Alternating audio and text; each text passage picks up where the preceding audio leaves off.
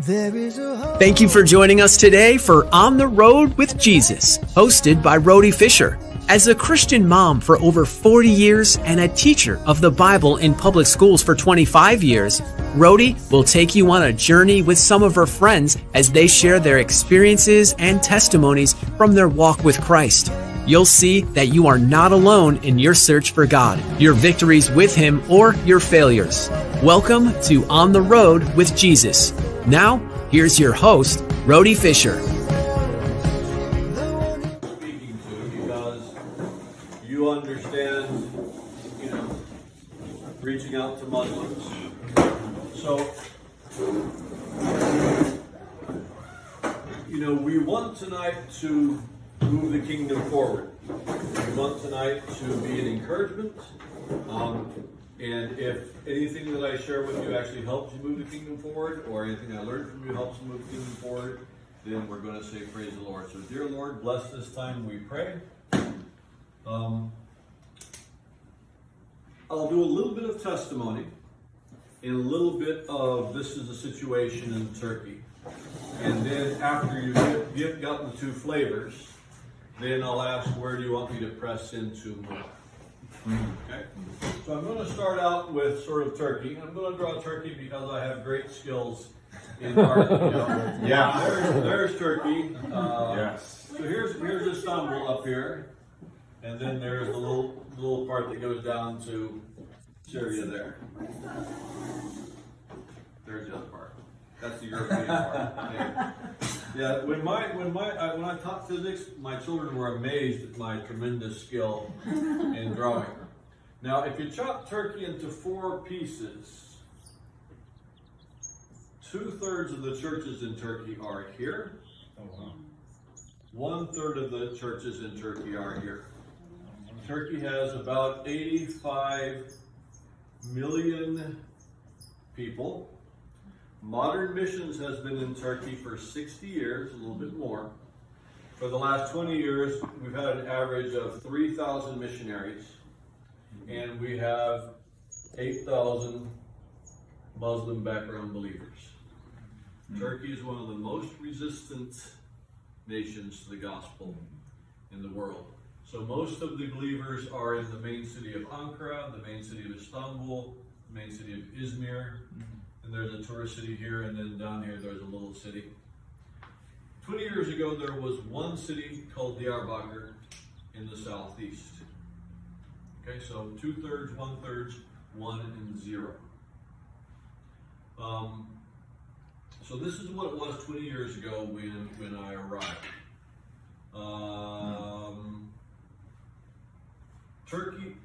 Turkish Muslims are very different than Arabic Muslims.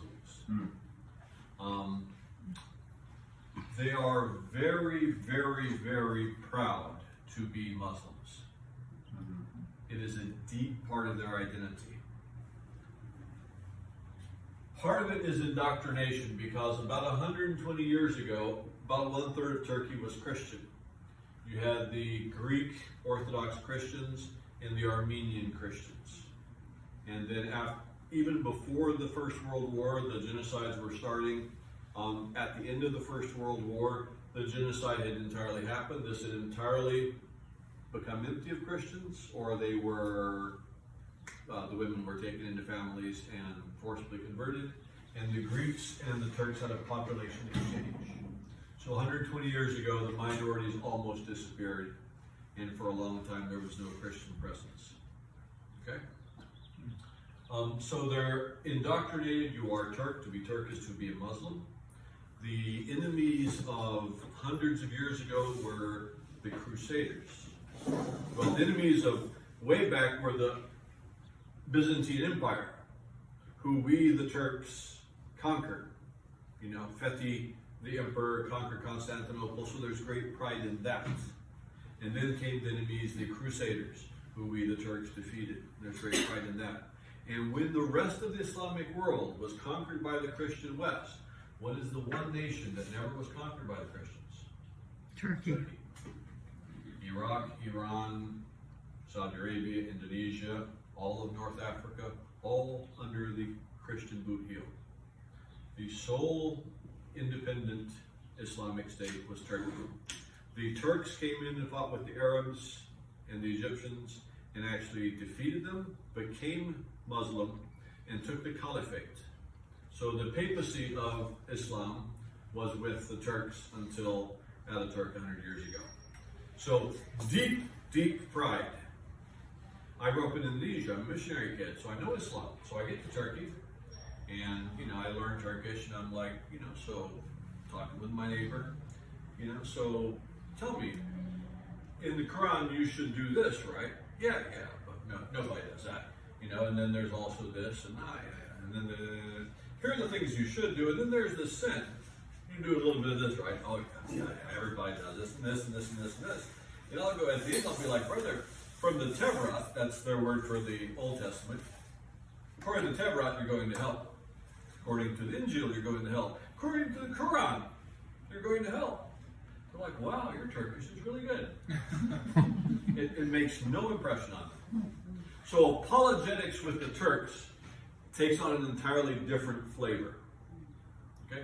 And so I'll get back to that later. Like I said, we've got about 3,000 Christian missionaries in there. There is no legal obstacle to evangelism. Why is this entirely empty? Not because the law forbids us to be there.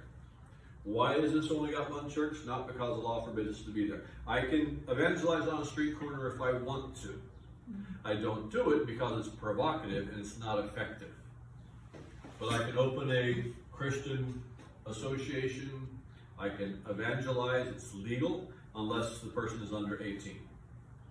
Now, the police don't always know it's legal, so if I'm evangelizing somebody, I do get called into the cops, and I do get taken to the police station. I do get questioned, and I'm like, let's look at the law together. And we open it up, I'm like, it's right there. Okay, so Turks' resistance is spiritual bondage and cultural pride. Okay, so who am I, and how did I end up here, and what am I doing here? My name is Tim. I grew up in Indonesia. I'm a missionary kid. Indonesia is a Muslim country. All the missionaries spoke of being called. I heard a voice from the Lord, and God clearly called me, and this and that and the other. I went to college, and you get out of college, you've sort of gone on everybody else's expectations up to that point. I get a job. I'm working in a physics lab in Chicago. Fantastic job. And it's kind of like, all right, I'm in my early 20s. Lord, do I really believe? Yes, I do. Well, what does that mean? You read the Bible in Philippians. It's like not just living for yourself, but considering others. And my boss at the lab said, do you want to do your doctorate? And if you do your doctorate program, that's a big commit. That's, another 5, 8, 10 years of your life. And I realized that in Chicago, I walk a block and there's a church, and I walk 2 more blocks and there's a church of a different flavor. And if somebody in America wants to hear about Jesus, they can find somebody to tell them about Jesus. Whereas I knew in the Muslim countries that wasn't necessarily true. So I just prayed. I said, Lord, I don't have a pastor's calling, I don't have a missionary calling, but I grew up poor in Indonesia. I can go anywhere.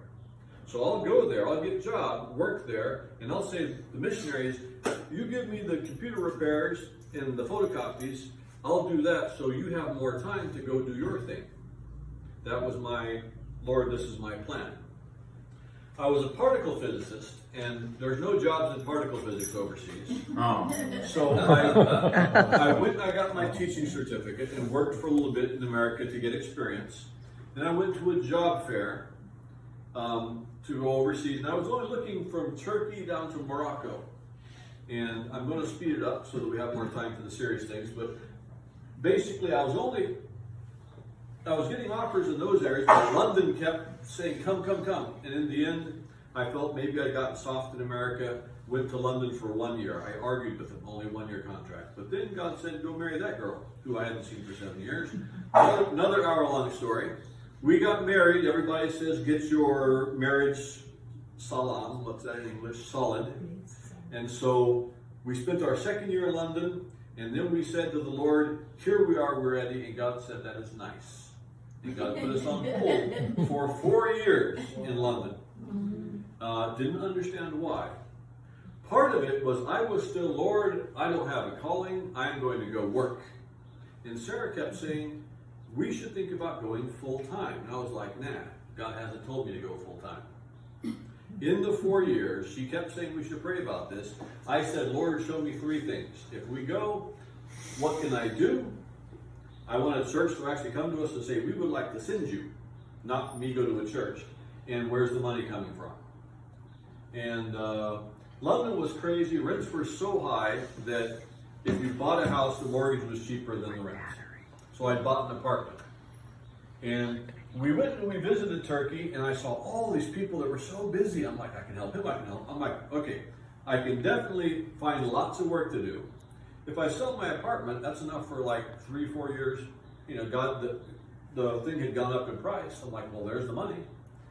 And one day, we were in our British church, and the vicar, that's one of those guys with a white collar, at the end comes out, we're on the sidewalk, and he's like, Tim, you know, because we'd already decided to go to Turkey, but I was still thinking I was going to work. He's like, Tim, I felt the Holy Spirit telling me during the sermon that we should send you. And I'm like, you don't need to do that, I'm working. And I took 3 steps, and I'm like, oh no. I'm like, oh no, that's the 3rd one. And so we sold our house, and I went to Istanbul, not having any idea what I was going to do, because I'm not a gifted evangelist. I'm a physicist. I don't like people. Okay, people come and talk to me. I look at them, and then they get nervous and they go away. You know. So yeah, you know, I was really good at math, very analytical, but people, difficult. All right, so we're in Istanbul, 1 year language, 2 years language, 2.5 years language, and we pass all the language tests. And so we're at the point where when the conversation is happening, we can understand what's happening, and then we start to think, all right, this is my sentence, and by the time I've got my sentence ready, the topic has changed. You know, and so we're one-on-one conversation is if the person's patient, we can do it, but in a group, we're always getting lost. I go to a team down in Tarsus, hey, can we join you? They're like, nah, you're too new, we don't need you. Other teams, hey. And so I'm trying my hardest to get out of Istanbul because all the churches are there. My heart is drawn to the empty spaces. Okay?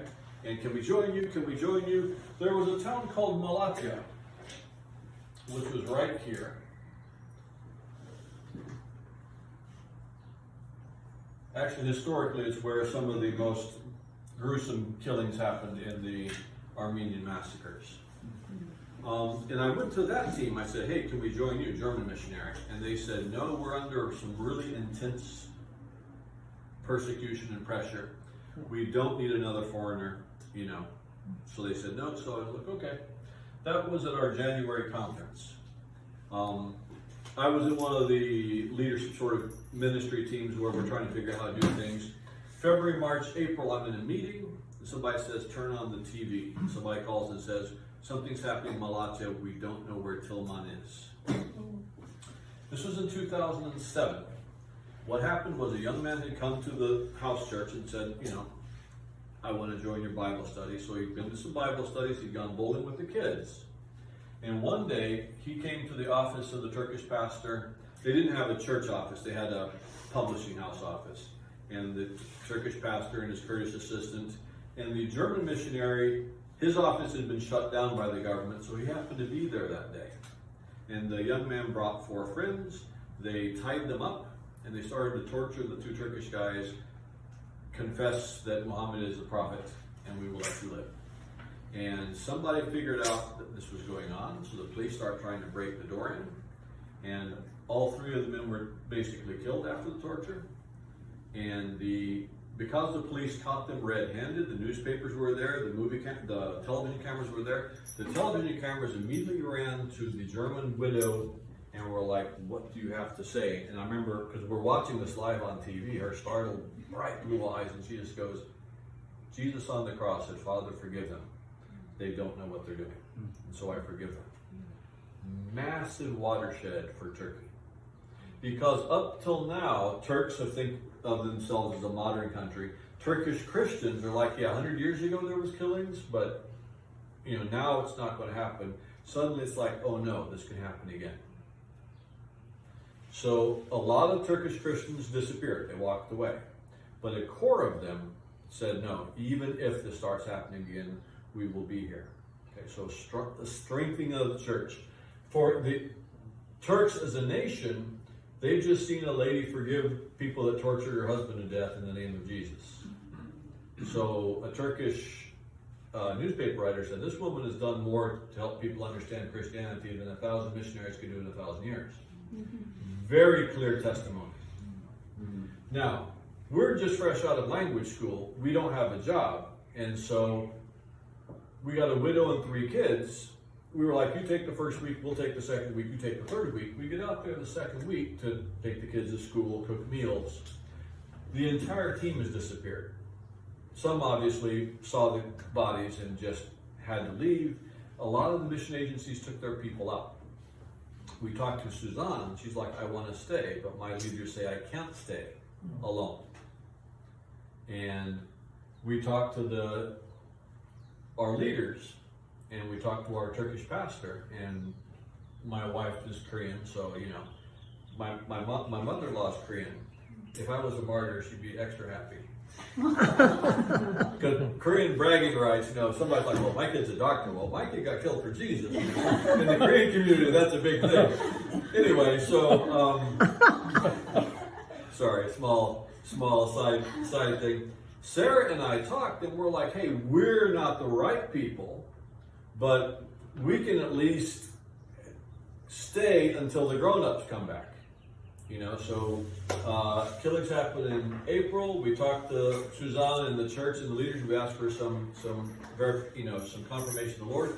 We moved there in May, thinking that the team of experienced missionaries would return. Team of experienced missionaries never returned. So 2 years later, people are saying, Pastor Tim. And I'm like, no. I am Scientist Tim. I've been teaching the Bible because I'm the only guy here who, you know, it's a bunch of brand new believers in me. And 5 years later, they're still saying Pastor Tim. And I'm like, Lord, what's going on? You know, but we've inherited it. Okay. And I was arguing with the Lord. I'm like, why did you send me? You know, we need somebody warm, we need somebody this, we need somebody that. But the Lord says no. The Lord said no. Now, I'm going to jump back to London. There was something happened in London which I basically leaned on the whole time I'm here. Same vicar one day was preaching because, you know, we're going to Turkey. I'm going to be a missionary. I'm going full time. I have no idea what I'm doing. And the vicar opened up the feeding of the 5,000. And you know the story. He just sees the 5,000. It's a barren land. I'm like, oh yeah, Turkey is spiritually barren. And he's like, you know, and Jesus has compassion on them. And the disciples are like, hey, send them to get some food. And that kind of resonated with me because I'm like, oh yeah, I'm going to go there and send them to the missionaries. And Jesus says, no, you feed them. And I felt like he's saying, no, you feed. I'm like, Jesus, I can't do that. And Philip's like, we can't do that. I started resonating in those weird moments. And Jesus is like, what you got? All we got is this. He's like, give it to me. It was it. He takes it. He blesses it. He gives it back, and it happens. And I realized, I was like, I can't do this. I've only got this much. And Jesus is like, you know, so it's like, Jesus, I'm out here. I got nothing. But here's my little people skills. They're tiny. Here. Just bless it. And I didn't suddenly turn into a great preacher. I didn't turn into a people person. But God did bless it. The church healed. Took 2 years for somebody else to come to faith. But slowly we grew. And slowly we became strong. And here Tim the analyst started to kick in. All right? So that's the testimony up to here. Before I go into Tim the analyst and draw stickmen and you know do the science thing, do you have any questions so far? Is it a house church or what kind of a? It was a house church. It was an under the radar house church up to that point. Okay. That's part of the whole stickmen thing. And that office where they were martyred, did that close down and you moved to another It closed down, and it was a campus crusade ministry that was using it. They opened a second office, but they eventually closed that down also. Okay. You know, so up until about 3-4 years in, we were still in the house church, and as it started to grow, that became a pressure point. And Susanna is the German widow whose husband was Yeah, murdered. Susanna Is got she there. still there? She is still there. She Yeah. was there for a while. She Because the took kids some. must have grown She up took by some now. time away and she came back. The kids are still walking with the Lord. The 2 girls are in Germany and Ankara, and the boy had he was the middle child, had the most trouble. He sort of did a wobble, but he is back and strong with the Lord, and they're back in Ankara now. Yeah, awesome. So Wow. now this whole area just got wiped out by the earthquake, so a lot of what I'm talking about changes. But What was the reaction of the government to the killing in Latvia? the reaction of the government was, of course, they actually blamed the army. The killing, the kids, the young men said this, we did this in the name of Islam. Total lie. 2007, there was almost a coup. Historically, Turkey has been, after Ataturk, Turkey has been secular. Whenever the government got too Islamist, the army stepped in and reset the nation. That was what they were told to do by Ataturk. And so they've actually reset the constitution a couple times. In 2007, there was a great expectation that this was about to happen because the government was pulling it more and more towards Islam. Suddenly, a Catholic priest was killed up on the Black Sea. An Armenian gazeteci newspaper guy was killed in Istanbul, and then the killings happened here. Was it the army doing provocative things so that they could step in for the coup? Was it the government doing provocative things to frame the army? Cannot prove it either way. I lean a little bit towards the government doing it because of certain things. So, but getting a little off track. I don't have a question, I have a comment. Yes. I love the testimony, your testimony, because it shows God's faithfulness. It shows. You know, you're resistant, but yet you ask for confirmation, and the Lord gave you. He did. He did. And even though sometimes we say, but Lord, I'm not a pastor, I'm not a preacher, I cannot share, I don't know this or whatever, but God still uses you. God has a sense of So humor. that really... God also likes to use people who you wouldn't expect so that you could say, oh, God did that, you know. Because my friends who know me are like, yeah, it must have been God. Yeah. All right. Analyst Tim now looks at why, after 60 years, are we still 1 out of 10,000? Okay? And I look at what other people are doing, because I don't know what I'm doing, so I'm going to try to copy what other people are doing. But you've been doing this for 20 years, nothing's happening. I'm like, what's going on? So I started, thinking, and here are my 85 million unreached people. Yes. These are my stickmen who then explain everything. Now, if we could reach all of the 85 million, we would get some number that were actually interested. But not everybody would be interested, okay? So if we could reach all of them, I'll use a different color to make it more obvious. If we could reach all of them, we would only get this much. It would sort of funnel down. And out of the interested people, if we reached all of them, it would funnel down and we would get, my pen's dying, oh no. Some people would become believers. And if we reached all the believers, some would become active disciples, and then some would become leaders. Okay? That's in an ideal world. But to do this, we have to reach everybody. Right. And we have to engage all the interested people. Right. And we have to be discipling. And I noticed most of the missionaries were interested in being in this step. Most of the missionaries wanted to be disciplers. Very, very, very, very, very little evangelism was happening. And so if we don't reach all of them, if we only reach this many people, well, then you're going to collapse. How are you going to get to? Right. And if you've only got this many people to disciple, and you've got this many people wanting to disciple, then you're going to get people fighting over the sheep. Oh. Okay, and so that's what was happening. And so my first step was, all right, how do we reach more people? Okay? And again, this is Scientist Tim. I'm like, well, that's not working. Let's just try something new. So we tried different things. Social media outreach, internet, got us a lot more exposure. Okay? But what happened was people would get exposed here, get interested. They would actually call Istanbul. They would find a church here rather than here because they were afraid to meet with us. Because if Uncle Ahmed sees that guy with a guy who's obviously Tim the missionary, that's a problem. They would often talk to Istanbul for a year before being willing to meet with us.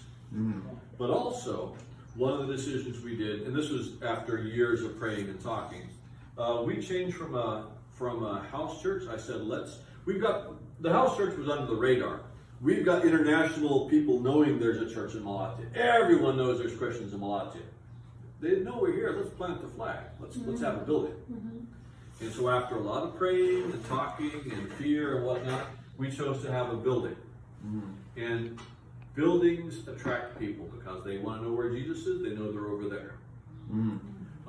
The police like the building because I'm acting like a Christian worker. I'm not acting like a spy. You know, I mean, just a random one-off. When I said I'm moving to Malatya, you have to register with the police your address. The police are like, why are you here? Now, most Christian missionaries say I'm an English teacher. I'm a this, I'm a that, because they want to blend in. If I go to Malatya 2 weeks after the killing and say I'm an English, it didn't make any sense. So I said, I'm a Christian. And I knew the guy that was killed, so I'm here for the church. They're like, where do you get your money? I said, I'm a Christian worker. Policeman said, at least you're honest.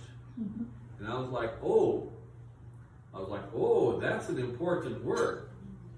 You know? And I started to look at it. The cops know who the missionaries are. You know? And so a lot of our missiology feeds into the perceptions, the lies, or, I mean, you know, why is Turkey so resistant? They're told the Bible's been changed. That's a huge one. They're told that the missionaries are government agents. They're here to deceive you. They will get you into their houses. They will get you hooked on drugs. They will sell your girls into prostitution. So, hey, would you like to come to my house and hear about Jesus? People are like, oh no, I know who you are. You know, whereas I've got the big building with the big church association. You know, and that fits in their head. They're like, oh, he's a Christian. He's a priest. Oh. Okay? Wow. They don't like it, but that, you know, they see that. So he's going to talk about Jesus, and that makes sense because that's what he's doing. Whereas, hey, I'm an English teacher. Want to come to my house and talk about Jesus? People are like, oh, no. Okay? So, we started reaching more people. And then I noticed something. I've got my office. I've got my big church sign. Guy comes in, wants to talk about Jesus. I'm sitting down. We're having tea. He's sitting there. My Turkish guy's next to me. This guy's looking at me. And he's shaking. Here it comes. He's just shaking, and I'm talking about Jesus, and he's just shaking, and I'm like, this guy, is he psychological? You know, I'm like, I was he there? I'm sorry, I missed. He came and he just walked into the office, started asking a couple of questions, and I thought he was not psychologically all there, you know, and so after 20 minutes, because you know people skills, I get bored, and I got some multejis. I'm losing my English. What is multej in English? People that leave a country, go to another one because they're being persecuted. Refugees. Got some refugees in the back room. I'm teaching digital art. So I abandon this guy and go digital art. And I'm back there doing the digital art, and suddenly a really good conversation starts happening up front. My Turkish friend is talking to somebody about Jesus. It's a great conversation. I mean, it gets so interesting. I'm like, I gotta go see who's come in. I go in there, it's the same guy. Okay, I'm the priest. I am a scary person, so scary you can't get a word out. So what did I realize with that and other things? And I also talked to the people who actually watch the stats. Most people become Christians in the presence of another Turk. Okay? I say to you, believe in Jesus, be a Christian. Of course you're a Christian. You're American. Of course you're a Christian. You're paid to be a Christian. You don't understand me. You don't understand what I'm going to go through. You don't understand that my family will do this and that and the other. But a Turkish person doesn't have all those barriers. I've got an accent. I can't read between the lines. And so I came to Turkey thinking we're not going to do buildings. Home churches are the answer. God changed that plan. I came to Turkey thinking foreign money is dangerous, and it is. But I came thinking we'll never do national evangelist salaries. I started seeing that. I was praying into it. I'm with WEC. We're a faith mission, so I don't have a lot of money. But one day a Korean pastor came out and said, "What's your vision?" And I said, "Well, we're building the church here, but over here in the city an hour away, there's all these people that are like, teach us. I want to plant a church there." He said, "What's stopping you?" I got nobody to send. So I've been praying for 10 years, "Lord, send me reinforcements. Lord, send me missionaries. Lord, send me missionaries." Jesus is like, "No." And the Korean pastor said, if we came along, is there somebody you could find to send? Now, that office that got shut down by Campus Crusade, they had a trained evangelist who'd been working for 13 years as evangelist, and he'd lost his job. He was in a little city over here called Adıyaman, and in the parable of the guy who has the vineyard goes in the morning, he hires people at the street corner, and he takes them to work. He goes back at lunch, he hires people at the street corner. Yilmaz was on the street corner waiting for work every day in the village. And this Korean pastor says, "You got somebody?" I'm like, "He's right there."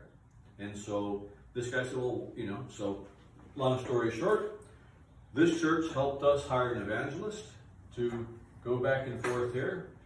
And suddenly, so the social media and the buildings start increasing us here.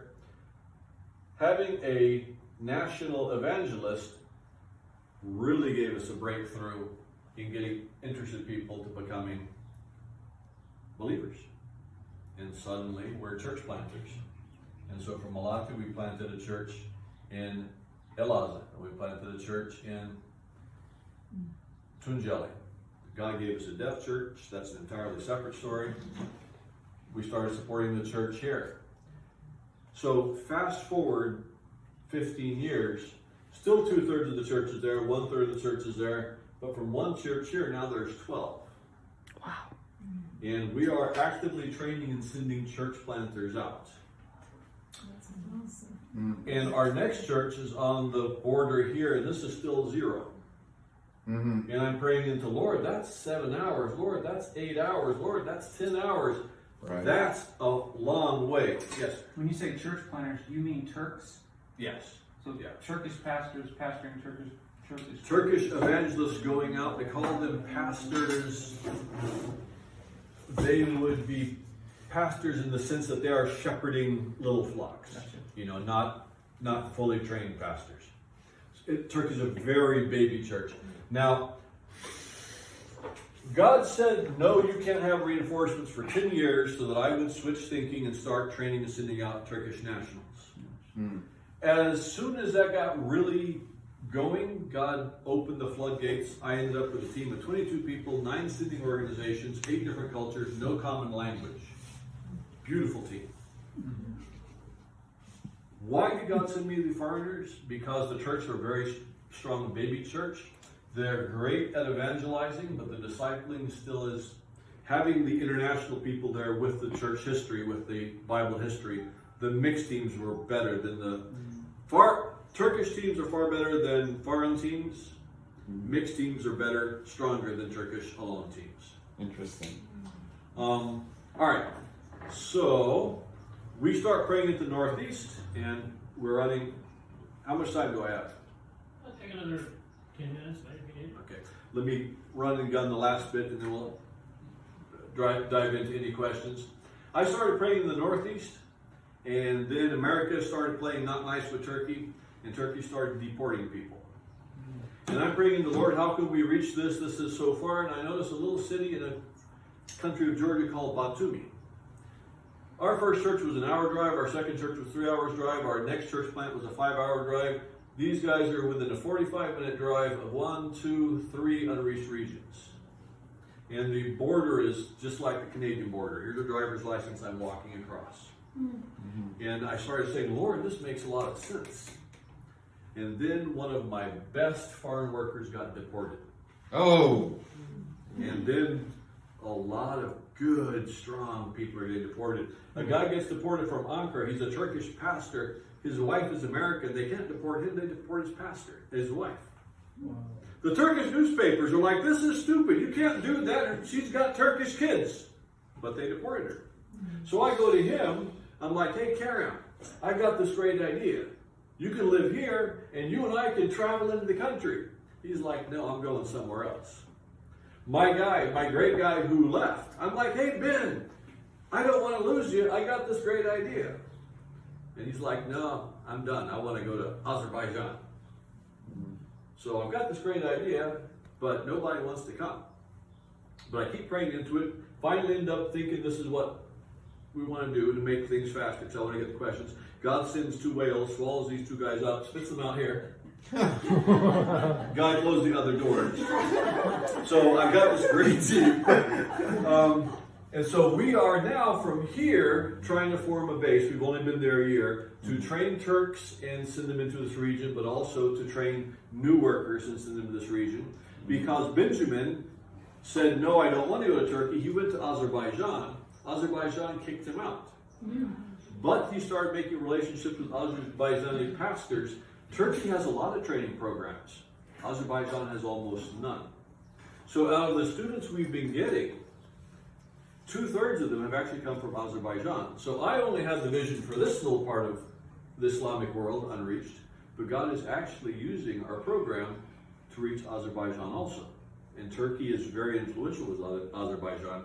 So God is doing exciting things. It is still very difficult. The killers were hyper-nationalists. Which is the hyper-nationalist area of Turkey? It's this. This is the Kurdish problem. We sort of wrapped our heads around that. The hyper-nationalist problem is a different one. Got one other little tiny story, but let me answer any questions before I do the tiny story. Mubarak is going through the political thing now. He's been the prime minister or president for the last 2 decades. How's he? Are you talking about Turkey? Turkey, that would be Erdogan? Yes. Erdogan, I'm sorry. Mubarak's down in Egypt. Yeah. He holds all the levers of power. If he wants to count the votes, he will count them however he wants. He's very good at patronage, takes very good care of his 60% of the people. In many ways, when he first came into power, Christians, because the secularists were so scared of the Islamists, they actually didn't allow any, even Christian associations.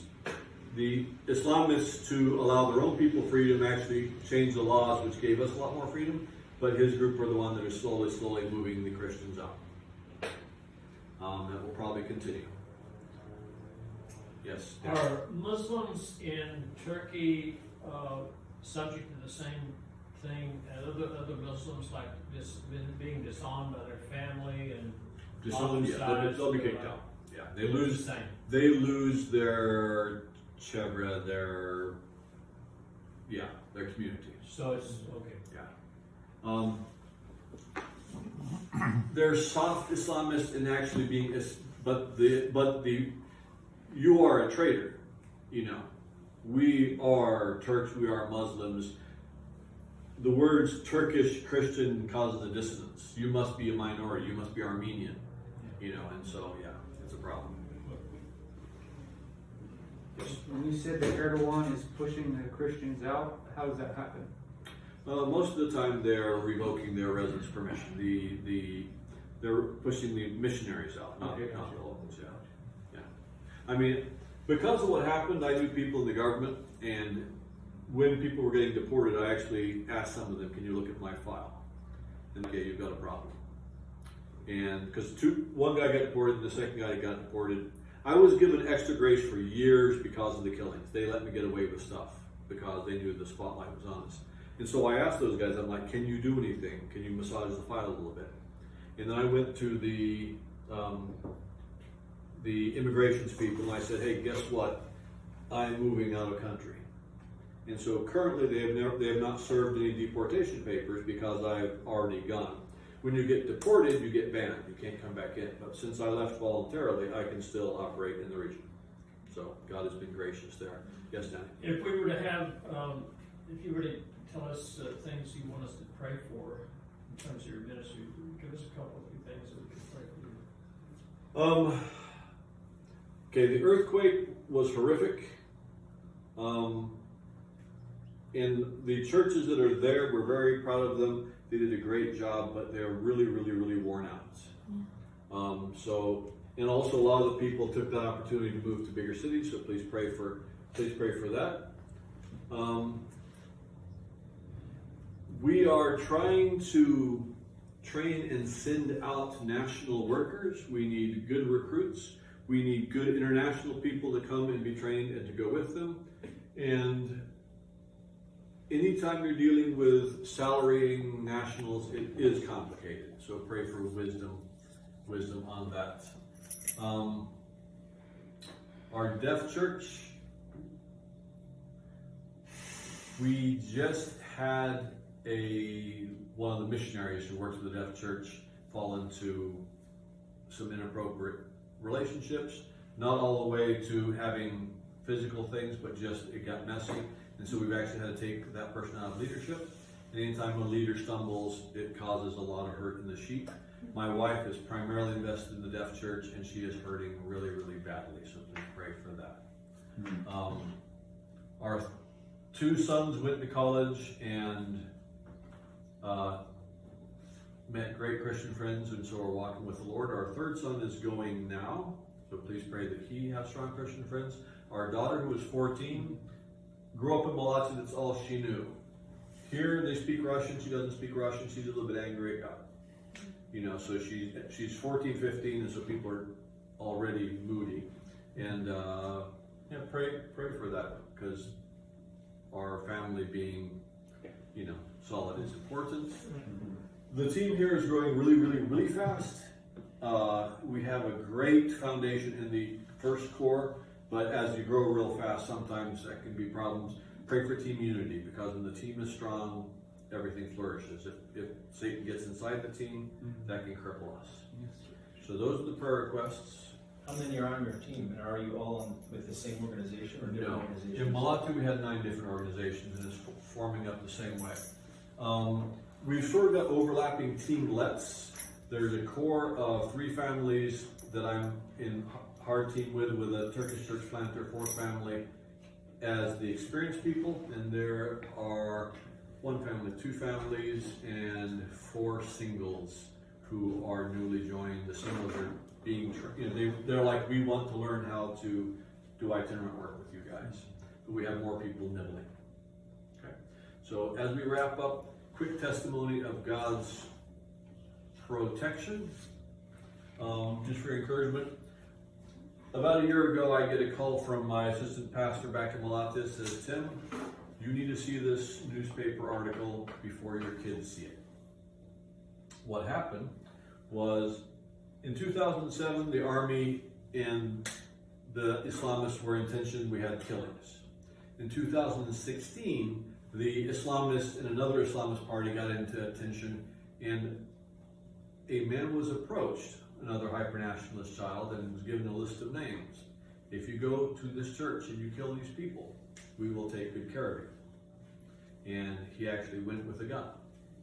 And this newspaper article was written by somebody who found the police report. And on the list was myself and my assistant pastor and another Turkish guy. And in the police report it says, I went there, but I saw the man, but his son was there on the computer. And my conscience struck me. I couldn't kill him in front of the son. So I went away. And he said another time, I went back there, but there were police everywhere that day. And so because of the policemen, I turned away.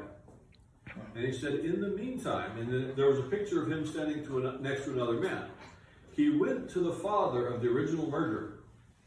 And he said, your son is my hero. And they talked. And the father understood that, wait a minute, this kid is thinking about doing the same thing. The father of the original murderer said, you call your father. I want to talk to him. So this young man called his dad. And the original killer's father says, my son was deceived by these people who said they're from the government. They said they would take care of him. They said they would protect him. They said they would take care of his family. It was all lies. He was manipulated. What he did shattered our family. And so the father of the original murderer talked this family into telling the boy, you can't do this. And he turned away. So we were protected 3 times by the smile of a child, by the government that opposes us, and by the father of the man that killed my friend. So just a wonderful testimony of the Lord's protection when we didn't even know it. Awesome. You know? And so my friend called me because he's like, if your kids see this, they're going to freak out. So the 2 small kids, we sat them down, we talked them through it, and you know, we'd already moved, so they're like, okay, you know, we get that, it's scary, but we get that. Called my second son, and he was like, all right, thanks for warning me. I called my first one, I'm like, Sam, there's this newspaper article. He's like, yeah, I've seen it. Because the Turkish kids, you know, once they see it, they ping him on WhatsApp. Look at this, your dad's, you know, famous again. And I'm like, are you okay? He's like, shh. I'm like, Sam, what do you mean, psh? You know, feelings were kind of hurt. He's like, Dad, Johnny and I knew about this stuff, and I gave that to God a long time ago. Wow. He said, I struggle so much more with the day-to-day, the nickel and dime stuff, you know? And at first I was a little bit hurt. Then I'm encouraged, okay, he's mature and he's processed. And then I was convicted, because I'm like, you know what, he's right. Was he the one that was on the computer that stopped the assassination? I don't know if it was him or his little brother. No, Okay. the guy didn't write the name in the newspaper article, but it was one of those 2. But he was right. It was easier for me to go from here to Malachi after the killings because it's important. You know it's important, so you can summon up the courage to do the big thing, right? But the day-to-day stuff, that's where I struggle. That's where I compromise. That's where I fail. So pray for us that we remain every day committed to the Lord, you know, and don't compromise on the little things. Thank you. Sorry.